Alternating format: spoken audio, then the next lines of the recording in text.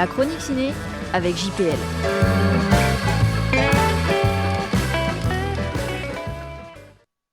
Mickey 17, Game of Clones. Héros malgré lui, Mickey Barnes se tue à la tâche, littéralement, car c'est ce qu'exige de lui son entreprise, mourir régulièrement pour gagner sa vie. Rien que la teneur du pitch donne le ton de ces 137 minutes de science-fiction, passablement foutraque, mais signé par l'immense Bong Joon-ho, le réalisateur de Parasite qui porte ici à l'écran le livre d'Edward Ashton. Le thème de la réplication humaine est nouveau à l'écran et ouvre des horizons pas forcément très riants. Le cinéaste coréen confirme, s'il en est encore besoin, qu'il évolue dans un monde à part. Son film n'entre dans aucune case et on s'en réjouit et prouve qu'il est encore possible de faire un cinéma de résistance au cœur de la machine hollywoodienne. Mickey Barnes, le personnage central, n'a rien d'un héros. Il est même ce qu'on appelle ici un remplaçable. C'est en vérité un type banal, ordinaire, à qui il arrive une aventure insensée.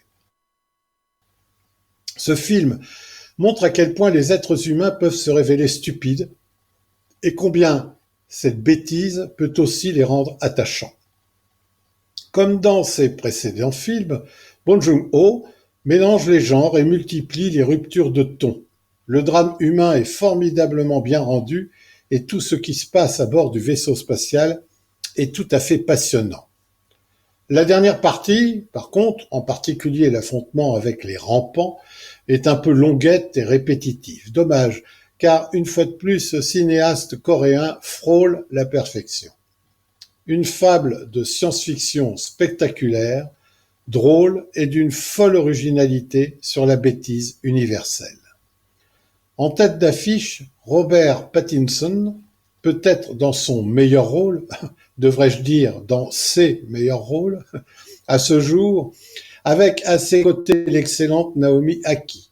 Le couple Mark Ruffalo-Toni Collette cabotine avec une gourmandise réjouissante. Ajoutons à ce casting de luxe Steven Yeun et la petite Frenchie Anna Maria Bartolomei.